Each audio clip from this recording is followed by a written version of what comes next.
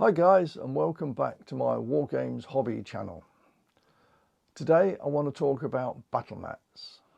Recently I bought a couple of new battle mats which are over here, but let me just show you what I have been using. Now the first one, this one here on the table, you can see it's like on a mouse mat, and this is a 4x3 size mat that I use in my little bolt hole here. You see, this is where I do my painting, next to that window. Then I have a sort of a desk which I used to use for a business some years ago, and then I've got as you can see, various other shelves in my room, but I haven't got a lot of space, so a 4x3 is fine for when I want to do a little game. I'm learning rules on my table here. And this is a really nice mat. This is, I think I bought this from Deep Cut Studios some years ago. And as you can see, it's sort of a green, muddy, rocky type area, which works really well for most periods that I do. And behind that, you can see another mat, which is similar, but that's more of a just green grass. There's no sort of rocky bits in that. But the reverse of that one is a desert mat, which is really nice. That's in fact not my mat. It's owned by the club, because the club bought a half a dozen of these. But we've had to move our premises, and we can't leave these at the premises any longer. So I've got one here, which obviously I take when I need a 6x4 grass green or desert mat. Our club used to be at the community centre in Farnborough, and we were so lucky because it didn't cost us very much each night. In fact, we'd been there for about 50 years, and we were only, believe it or not, being charged, I think it is £20 or £25 a night, which is a ridiculous sum, and that was for a massive room. And we had also a walk-in cupboard there where we could keep all of our terrain. So we got spoilt really over the years, because we could go down the club with just the armies we needed, and all the terrain, that's the mats, the buildings, the trees, they were all at the club, and we could just make use of them. Sadly, that building has now been demolished, and we had to find a new home. And although our first home that we were in for about a year meant that we did have a cupboard there which we could keep some mats and buildings and trees, nowhere near the amount of room we had before, but at least we had some room. But sadly we were only there a year, and we've been kicked out of that one because it was run by a local church, and the church have stopped hiring that room out for reasons which I won't go into. Nothing to do with us, it's just a decision they made, and we've had to move again. And now we're in a church hall where there isn't any room, so we have to take all of our terrain along, which is why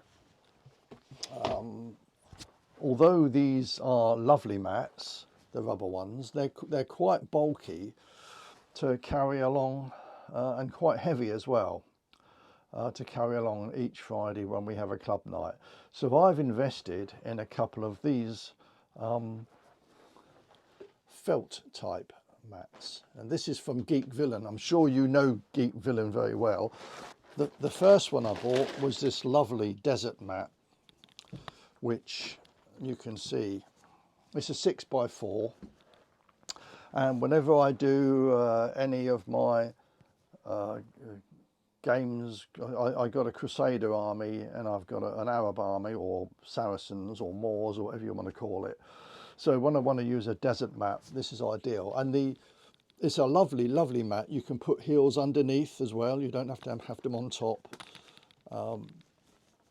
They really are a wonderful mat. And of course, they're easy to pack away. Comes with a handy bag. There we go. Which zips up. And it's much more transportable. That desert mat is the 6x4 desert one that they do. And then just last week I bought another mat which is similar to the other two that I've got, but obviously more portable. But as you can see, if you look at it, this is sort of really a muddy green, which is fine. I like that.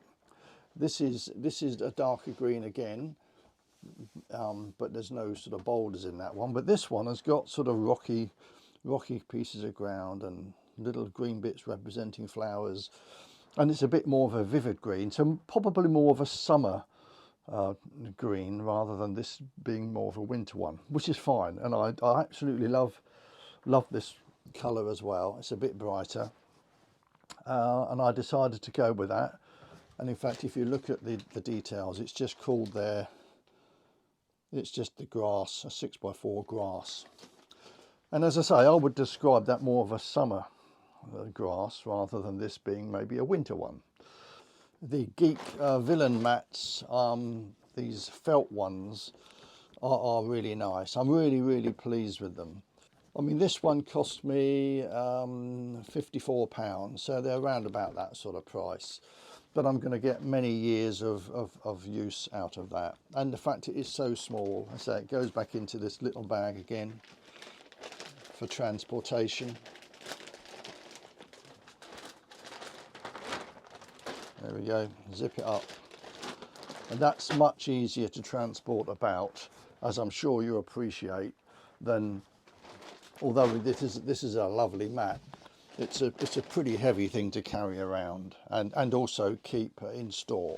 As I say, I don't own that one, that's the club mat anyway, so they're going to want that back at some point.